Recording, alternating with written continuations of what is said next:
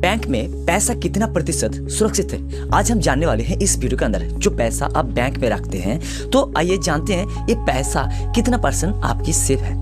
भारत में यदि आप पैसा किसी सरकारी या प्राइवेट बैंक में जमा करते हैं तो RBI reserve bank of India और DICGC deposit insurance and credit guarantee corporation की निगरानी में आपकी पैसा सुरक्षित रहता है। DICGC द्वारा गारंटी अगर किसी बैंक में गड़बड़ हो भी जाती है तो सरकार 5 लाख तक की राशि प्रत्येक खाताधारक के लिए 100% सुरक्षित रखने की गारंटी देता है। इसमें अगर आपने saving account, current account, fix deposit, recurring deposit शामिल भी है। सोचने वाली बात यह है कि अगर आपको ये कवरेज लेनी है तो आपको 5 लाख तक की राशि जमा करना है, ऐसा नहीं है। अगर आपका 5 लाख के नीचे जितना पैसा यहाँ पे जमा होगा, अगर बैंक डूब भी गया, भाग भी गया, तो जितना पैसा था उतना पैसा आपका मिल जाएगा। यानी आपकी पैसा अगर 6 लाख जमा है तो आपको सिर्फ 5 लाख की मिलेगा। 1 लाख आपको मिलने में बहुत दिक्कत हो सकती है। ये गारंटी है, ये 5 लाख तक की रहती है हर खाताधारक की। इसीलिए दोस्तों, अगर आप कोई भी बैंक खोलना चाहते हैं तो सबसे पहले आपको 500 करोड़ की रिकरिंग डिपॉजिट करना पड़ती है RBI के पास। दोस्तों यहाँ पे इसका मतलब ये होता है कि अगर आपने 5 लाख से ज़्यादा जमा किया है और बैंक डूब गया तो आपकी अधिकतम 5 लाख तक की वापस मिलेंगे। भारत में कितना प्रकार की बैंक है इसके बारे में जान लेते हैं। भारत में 4 प्रकार की बैंक है।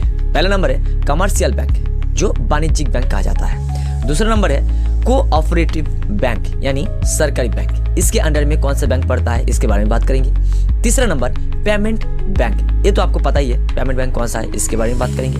उसके बाद स्मॉल फाइनेंस बैंक, छोटे वित्तीय बैंक। आइए बात करते हैं पहले नंबर पे कि जो मैंने पहले स्टार्ट किया था कमर्शियल बैंक, जो वाणिज्यिक काजों के लिए, कामकाज के लिए यहाँ पे इस्तेमाल किया जाता है, जैसे SBI, HDFC, ICICI, axis bank.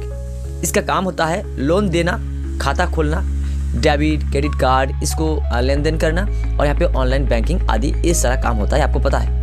2 number cooperative bank, जो सरकारी बैंक होता है। जैसे ये छोटे स्तर पर होते हैं, जैसे ग्राम स्तर या जिले में होता है। इनका मुख्य उद्देश्य आम जनता को सस्ता लोन देना होता है।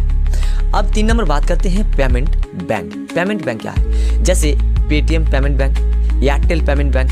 इसमें FD लोन नहीं मिलता है और केवल सेविंग अकाउंट, ट्रांजैक्शन, UPI आदि, मोबाइल रिचार्ज वगैरह, ये सारी चीज़ आप कर सकते हैं।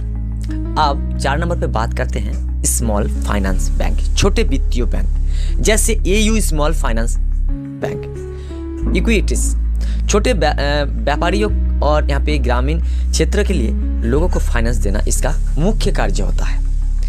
भारत के प्रमुख बैंक और इनका जो रिजर्व फाइनेंशियल स्थिति क्या होती है, बैंक का नाम है। अगर मैं बात करूं कि गवर्नमेंट, प्राइवेट, रिजर्व स्टेटस, कितना पैसा यहाँ पे जमा रखना पड़ता है। SBI जैसे state bank of India, commercial bank सरकारी 5,78,805 करोड़। सबसे बड़ा सरकारी bank HDFC bank. Commercial, private, ये जो SBI है ये सरकारी होता है और HDFC bank commercial private bank होती है। इसका जो यहाँ पे इसका साइज है, फंड साइज है यहाँ पे 4,44,000 करोड़। सबसे भरोसेमंद प्राइवेट बैंक होती है और ICICI बैंक कमर्शियल प्राइवेट, ये 3,50,000 करोड़। मजबूत digital banking, axis bank commercial, यहाँ पे प्राइवेट बैंक है 2,50,000 यानी 2.5 लाख। तेज सर्विसिंग भी है। और पंजाब नेशनल बैंक कमर्शियल, ये सरकारी बैंक है, 2,30,000 इसका फंड है और यहाँ पे दूसरा सबसे बड़ा सरकारी बैंक है। Kotak Mahindra commercial bank private 1,60,000 crore.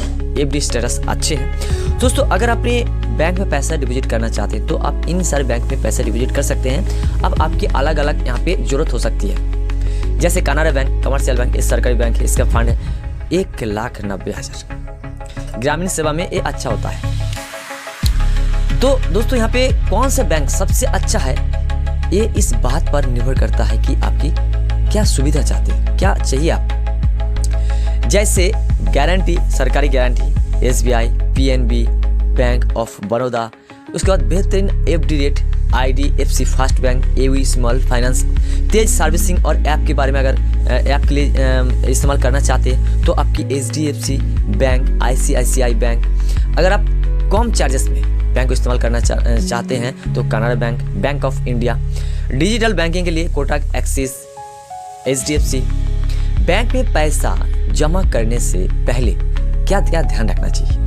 अगर आप जिस बैंक पे पैसा को इन्वेस्ट करने जा रहे हैं, या तो सेविंग पे रख रहे हैं, करेंट अकाउंट है, जो भी अकाउंट है आपका, तो यहाँ पे 5 लाख तक की ही होती है DICGC बीमा कवर। जो पैसा आप रखते हैं, जैसे आप गाड़ी का इंश्योरेंस करते हैं, घर का इंश्योरेंस करते हैं, अपने हेल्थ की इंश्योरेंस करते हैं, इसी तरीके से DICGC पहले मैंने बात किया है, इसका एक बीमा कवर होती है जो आपको 5 लाख तक की कवरेज देती है। 2 नंबर पे एक से ज़्यादा बैंक में पैसा बांटना समझदारी होती है। अगर मान लीजिए आप छोटे यहाँ पे छोटे पैसे यहाँ पे इन्वेस्ट कर रहे हैं, यानी छोटे अमाउंट, जैसे आपने कुछ पैसा यहाँ पे इन्वेस्ट किया, उसके बाद एक ही बैंक पर भरोसा ना करें, चाहे सरकारी हो चाहे प्राइवेट हो, चाहे कितना भरोसेमंद क्यों ना हो। वहाँ पे अगर आपकी जो लागत पूछिए मान लीजिए 25 लाख 30 लाख, तो एक बैंक पे डाल देते हैं और आप सोचते हैं कि मैं इसी बैंक से पैसा निकालूंगा और उठाऊंगा।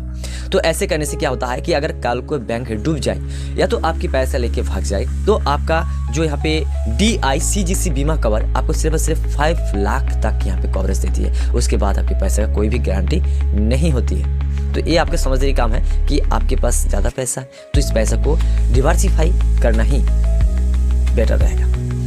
FD करने से पहले FD रेट और बैंक की स्थिति जरूर चेक करें।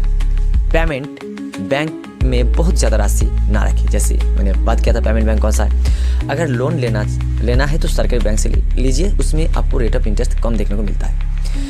तो बैंक में पैसा सुरक्षित है, लेकिन 5 लाख तक की गारंटी है। SBI सबसे सुरक्षित और बड़ा सरकारी बैंक है। HDFC, ICICI जैसे प्राइवेट बैंक भी बहुत भरोसेमंद है। ज़्यादा राशि के लिए पैसा FD, म्यूचुअल फंड और गोल्ड ब्रांड जैसे विकल्पों में भी बांटें, ताकि आपकी पैसा अच्छे से रिटर्न दे सके। तो आई होप दोस्तों आप लोग के समझा पाया हूँ कि अगर आप अपना बैंक में पैसा रखते हैं तो आपकी पैसा कितना सुरक्षित है। वीडियो की जानकारी पसंद है तो लाइक कीजिएगा, और ऐसे वीडियो पाना चाहते हैं तो प्लीज़ मुझे कमेंट कीजिएगा। मिलते हैं किसी नेक्स्ट वीडियो में, तब तक के लिए जय हिंद, वंदे मातरम।